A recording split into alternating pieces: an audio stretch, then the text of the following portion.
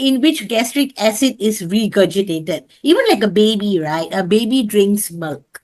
And then after the baby has drunk milk, normally the parents will, beat the back of the baby to help it to burp, right? So when it burps, sometimes it regurgitates a little bit of the excess milk, or it is not wanted by the body and all that, right? So some people are very good at burping. I'm not good at burping the children. So after I fed my babies, normally I'll give it to my husband. He's very good because his hand is big, right? And then he will tuck, tuck, tuck, tuck. He will heat, and then the child will burp, and then they after that they can sleep nicely and all that. Yeah. So if not, the gas built up is in the stomach. The child will cry unnecessarily, and then the stomach is bloated, and then your child can't tell you what is the pain, what is the cause.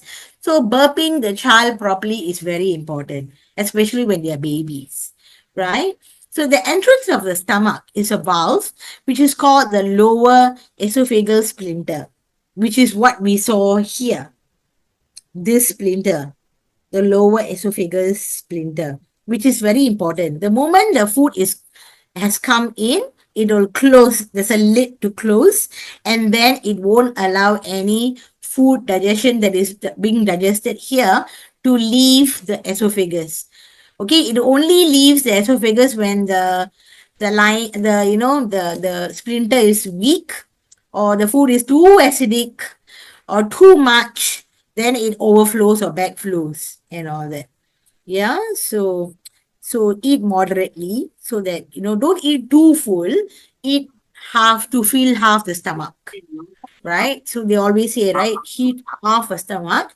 Actually, the food later on, your brain will understand that, hey, okay, it's this is enough, and then okay, we'll start doing its work and all that, right? So sometimes the food is so tasty that people want to eat more of it. Sometimes that's why I never go for buffet, because in buffet you pay for the buffet, right? And you end up, you feel that you must take every food, right? Because you so I so my husband will never bring me for buffet, because I won't be able to eat also. So so it's a waste of money for me, for them to pay for me also. So normal food is good. Yeah, just what is necessary. Buffet and all that is too much, and too much of variety and too much of food, that actually also the LES, right? We'll call it the esophageal splinter, which is LES, closes as soon as food passes through it, but it does not close all the way or open too often. So the hydrochloric acid produced by the stomach can move up to the esophagus if the stomach is too acidic. All right. So remember, the stomach is already producing acid, and the food is also acidic, and the stomach cannot manage, then it pushes back. Okay. So this can cause symptoms such as burning chest pain, called the heartburn. So sometimes pregnant ladies have this because they're managing to, you know, um, uh, another baby inside. So sometimes it happens and all that. If acid reflux symptoms happens more than twice a week, then one has an issue. So you must check on your food, right? And ensure that unnecessary acid is not pushed back and all that. So one should not be getting acid reflux more than twice a week, right? Once in a while, okay, check on the food. But every time, it is not good, right? So people with continuous acid reflux, so you heal often. So I remember my husband gets very bad acid reflux. Okay, so one time he got so bad acid reflux, which was 2 a.m., that we all thought he had COVID. That was during COVID, and we all thought he had COVID. The children all woke up with a start because he was coughing vigorously, and then my son and my daughter all woke up and said, is daddy okay? So luckily we have a powerful wand, right? So my boy got a hot water while I did the aura cleansing, Ida Pingala, and then healed the physical stomach and the place where he's getting the acid reflux. He drank the hot water, and then it was okay. Then he was able to go back to sleep, because we all had school next day. So that day, so we all went to sleep as well. But then it was pretty scary to see that someone has like, oh, that bad acid reflux. So after that, he decided, okay, he doesn't want this kind of thing, right? So he monitors his food. He will not eat anything spicy um at dinner time. That means nothing. After 5, he will not eat anything already. right? And he only will eat light food, not anything spicy or or maybe drink a soup or something like that only. All right. So now he doesn't have all these. So when you change your food, and then your body will also start reacting to the change and start working better for you, right? So it's important. So here, people with continuous acid reflux, you can heal. So heal often. Don't heal once and say, I'm done. Right? You may need to heal every 2 hours. After that, the condition becomes better. Then heal daily once or twice, at least. No, don't stop healing. Right? So here, the phleuritis sphincter and the hernia in the affected area as well. So all these are connected and all. Yeah. Okay, and then healing with the pH wand with the pH protocol. So healing wand become as powerful as required to heal the pain of the esophagus area where I'm touching. So you yourself will know exactly where the acid reflux is coming. So you can touch that area where it's coming and then heal. Okay, very effective. We had also one person who was about 80 plus who was having that, and we all did at the same time, and including himself, and he felt better, right? So healing won't become as powerful as required to heal the esophageal splinter. You want to strengthen your splinter muscle as well, right? So you can heal the muscle, right? Daily when you are doing your healing, so you just do heal together, right? Healing won't become as powerful as to heal the ulcer in the stomach. So sometimes when constant acidic food or too much of spices and chili and all that, it may cause ulcer for some people when the stomach is not able to manage, right? And then it's important to heal, right? Because sometimes the doctors can't do anything. It's just like having a wound on your hand.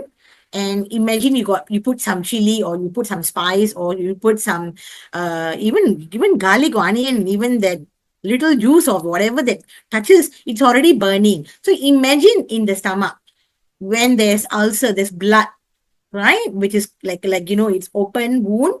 So how painful it will be, right? So it's important that we heal and don't come to this stage as well, right? So healing won't become as powerful as required to heal the acid reflux where I'm touching.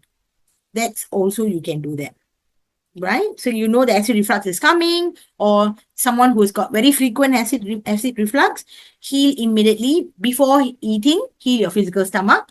After eating, heal your stomach, and then also do the acid reflux where I'm touching and all that, or heal the esophageal splinter and all that. Now the wand can heal so many, right? We have like three wands, and the three wands can heal 6 organs or 6 chakras. So do use it, and you can start healing physical stomach, esophageal splinter, heal the the acid reflux and all that. So put it together and then heal, so that you can have a better, you know. 这些 Okay, now we're going to watch this video. Okay, this is more like the adult video. And it's very interesting how it shows how the acid actually gets thrown out. And all. Shweta, yes, Shweta, Yeah, I wanted to share something in yes, addition please. to what you just said. Mhm. Um, this last weekend, I drank something that I did not know was going to be very acidic for my stomach. So while I also did physical things like eating like a whole cumin and all that, I took the wand and said, healing wand, burn away and blaze away all the acidity in whatever is still in my stomach and transmute it into light. And it was miraculous. Like it started calming down. So, Wonderful. because it was still in my stomach. So I just thought I'll try and it worked. Wow. See, excellent. Thank you for the sharing. Yeah, everyone take note of that. So you see, we have a wand that is readily there. Carry it along with you, okay? Be with it. It's always in our bags, right? So always have it with you, so that anytime you feel anything, you can actually go to the toilet or go to your workspace, your room, and all that. Just heal, right? Do not be shy or anything, right? Just do that, and then so it we have something in hand. It's like American Express. Never leave home without it. Yeah. Okay. Thank you, Shweta, for sharing. Thank you.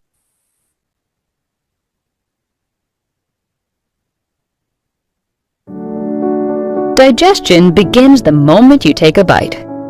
Food is shuttled from the mouth to the stomach via the esophagus, a ride that will take about 5 to 8 seconds. The peristalsis is the involuntary muscular force that propels food through the digestive tract. It almost looks like an ocean wave pushing food from one organ to the next. When food reaches the end of your esophagus, a ring-like muscle called the lower esophageal sphincter relaxes and lets the food pass into your stomach.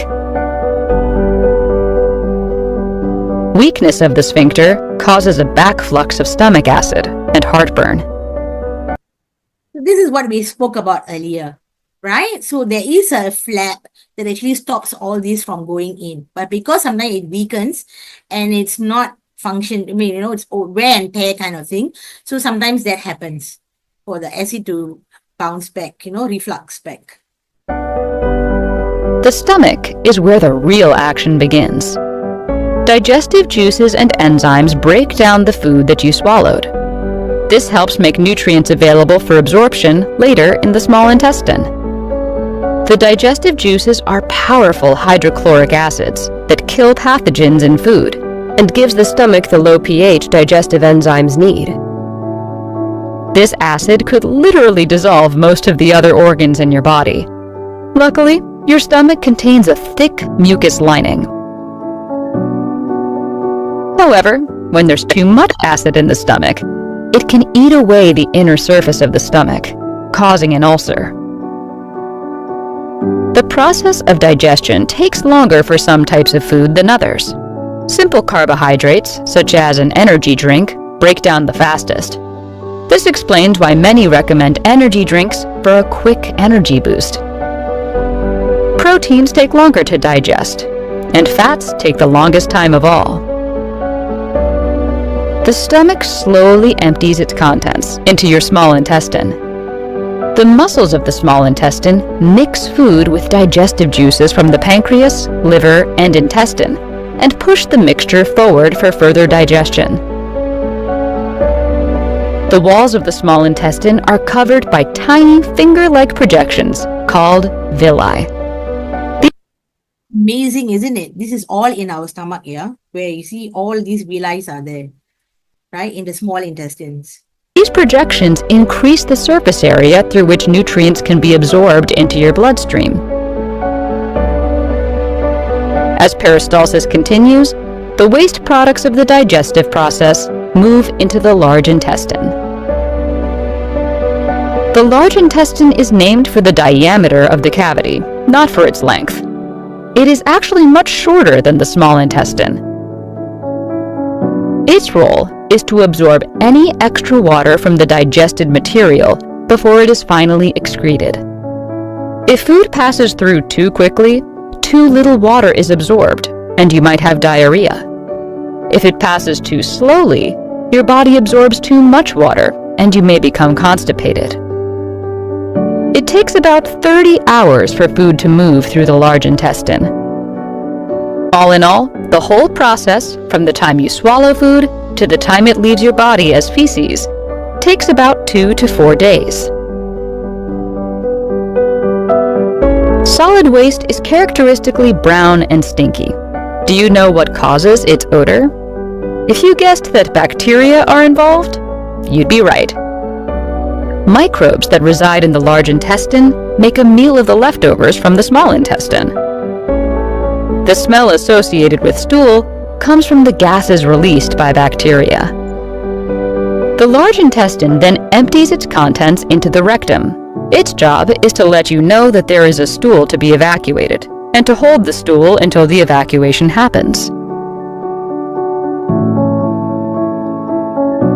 Thank you for watching this video. Yeah, gut health.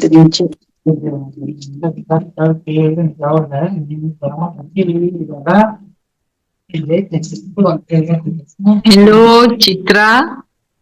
Hello, Uma. You try to mute. Can you please share this video in our group? No, I will. Okay, thank you. Thank you so much. No problem. Usually after the whole entire, I will Then in the nutshell, what India. Okay, thank you. Ma'am is very good. Can you replay it again? We can watch it once more. oh really? Okay, okay, no problem. I'll do that.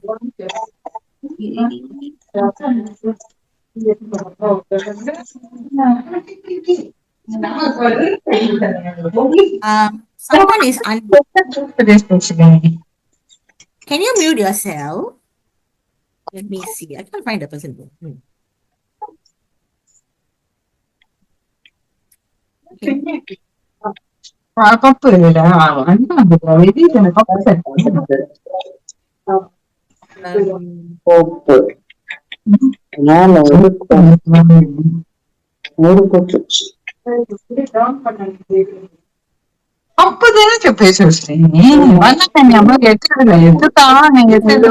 Please mute your phones. It's causing disturbance. and I can't find the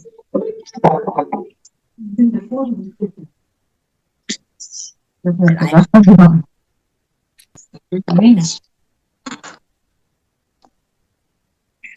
Okay, let's see who's unmuted. Mute.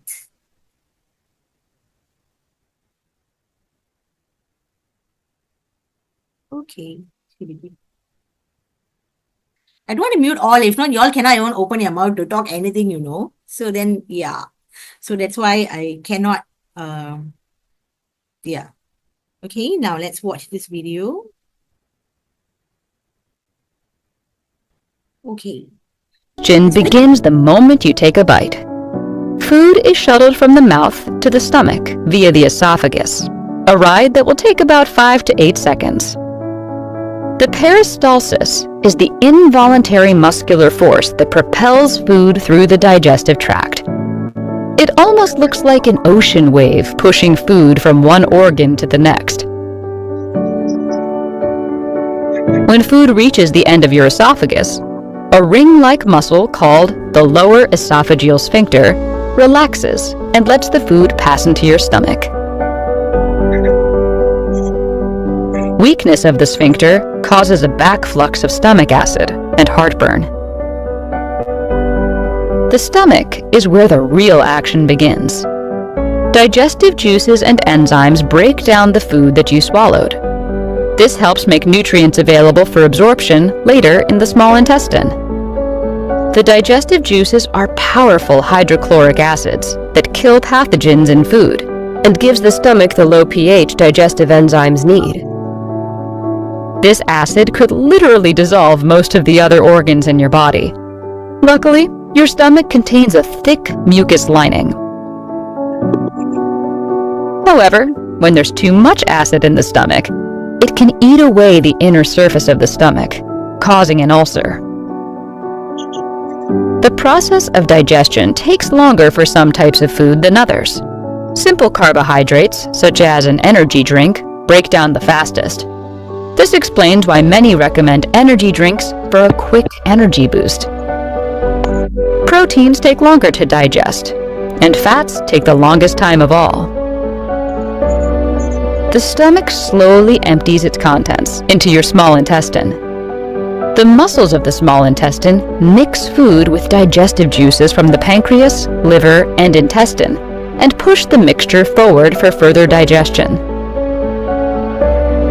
The walls of the small intestine are covered by tiny finger-like projections called villi.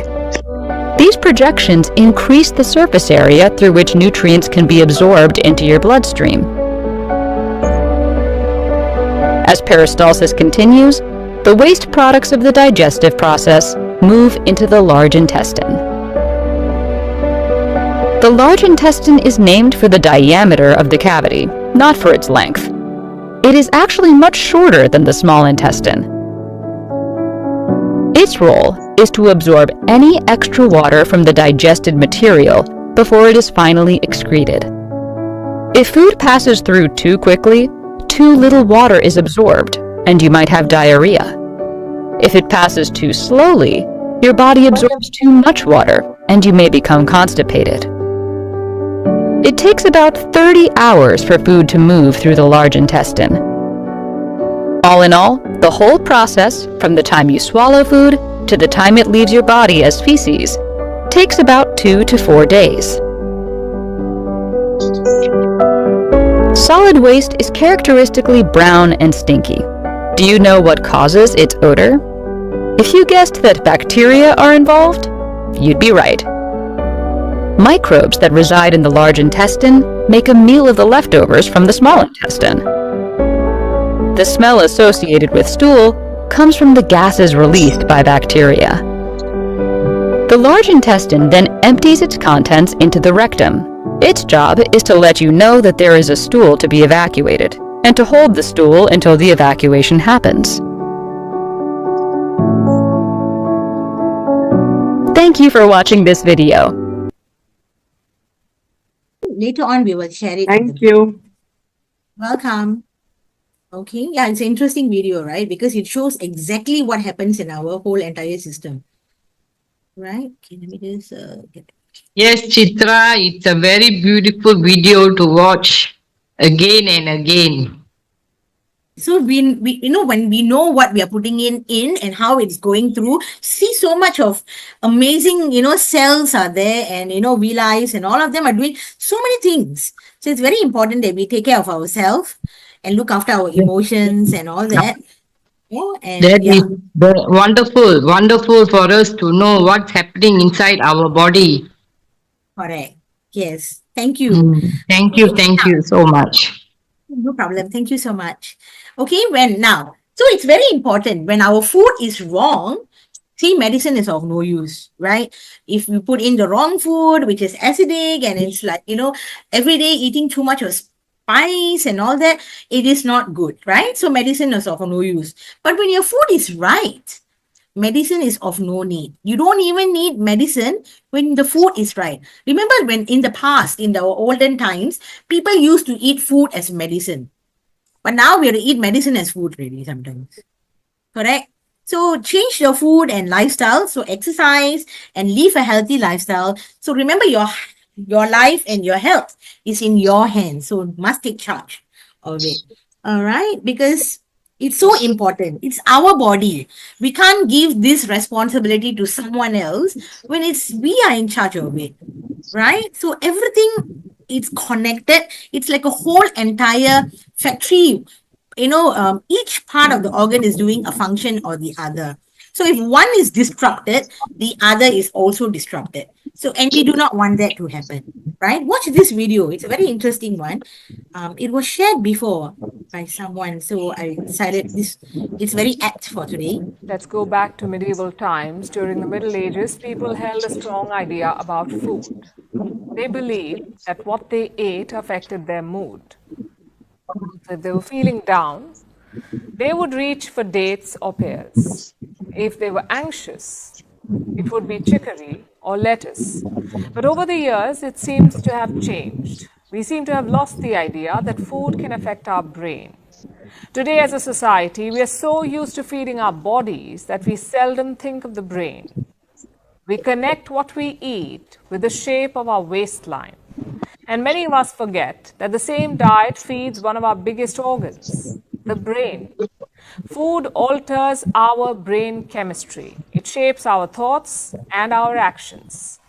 You may have heard the saying, you are what you eat. Well, it's true. Decades of research proves it. Your stomach and brain have a connection, and it begins before you're even born. It starts in the womb.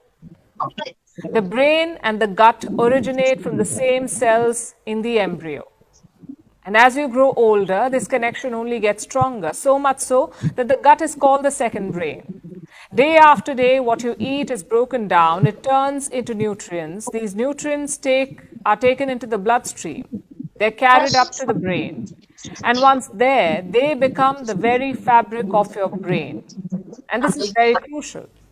See, our brain works very hard. It works 24 hours a day. Even when we sleep, the brain is active. So it needs a lot of fuel. Our brain makes up only 2% of our body weight, but it uses 20% of our energy. The brain is the hungriest organ. So what we feed it matters.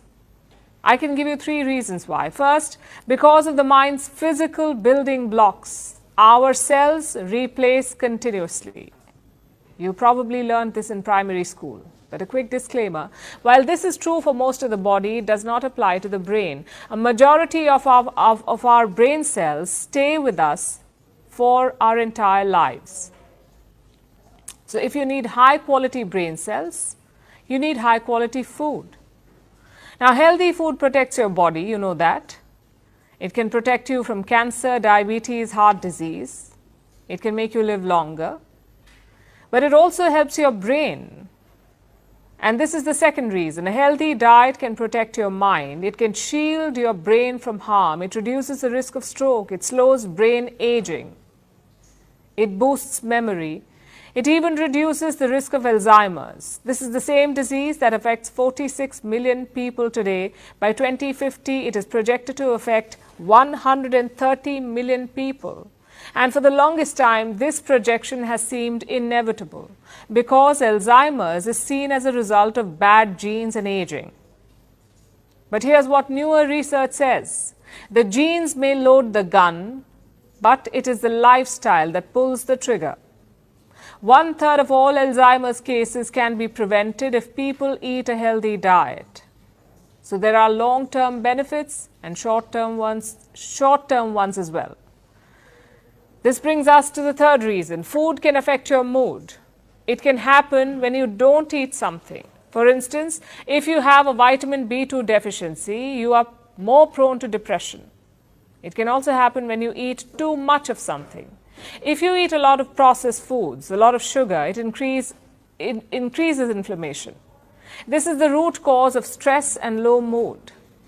Yet the world over, 6 out of every 10 people eat junk food regularly, while 9 out of 10 do not eat enough fruits and vegetables. The good thing is, it's never too late to start. Our brain has a fascinating quality. It is plastic. So the way you learn a new language or a new skill, you can train your brain to prefer healthy food, to eat better.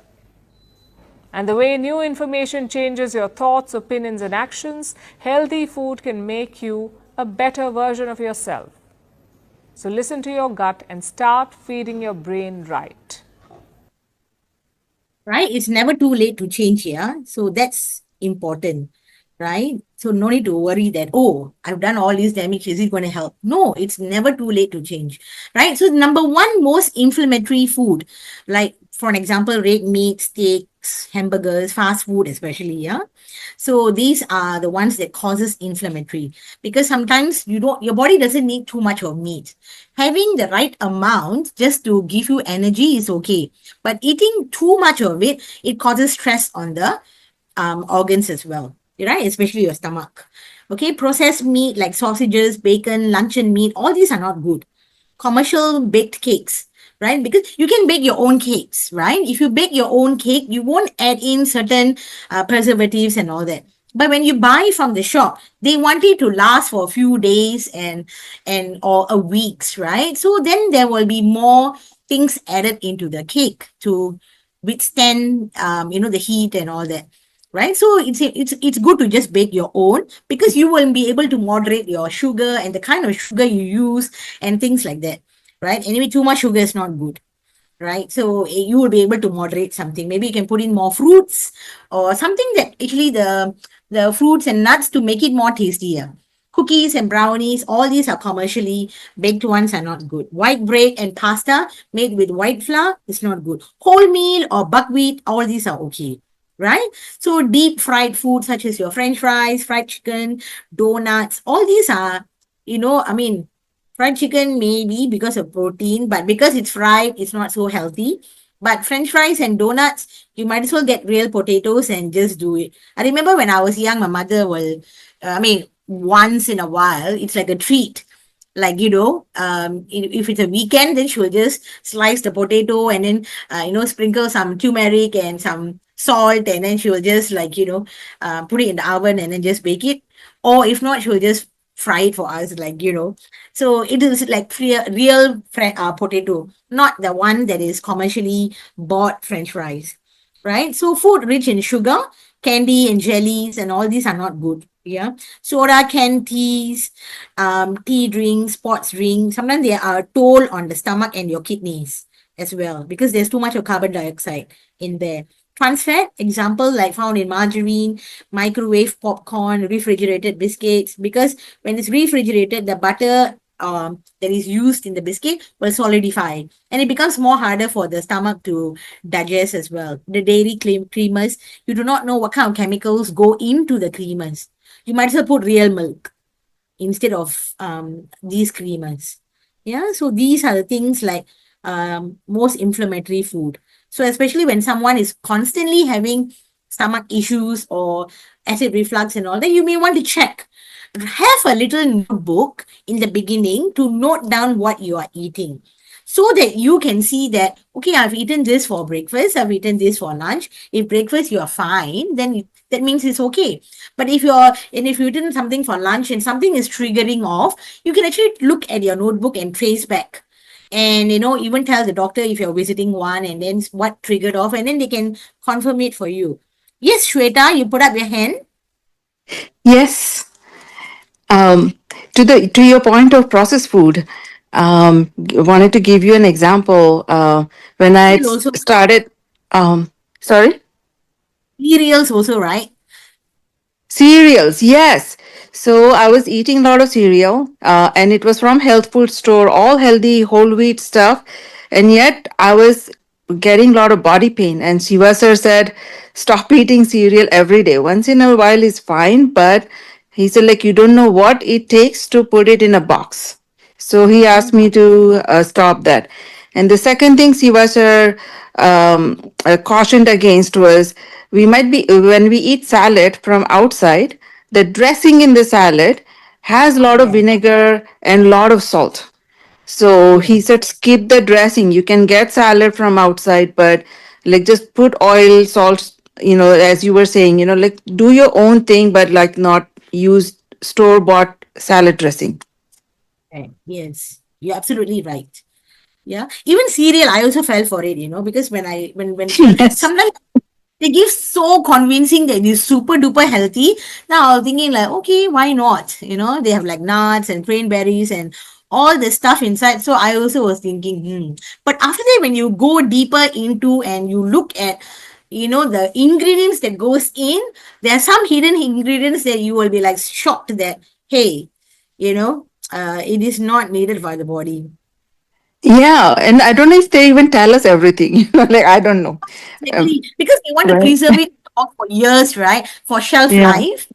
So, Y- Yep. yeah, might as well make your own salad. But I also read somewhere, and I was reading this particular book, and it also said that it's good not to start with sweet things in the morning. Start with savory. Savory is better because it doesn't, spike up your glucose and your insulin and all that. So those who have sugar issue, it's good to eat something that is more savory in the morning rather than to eat something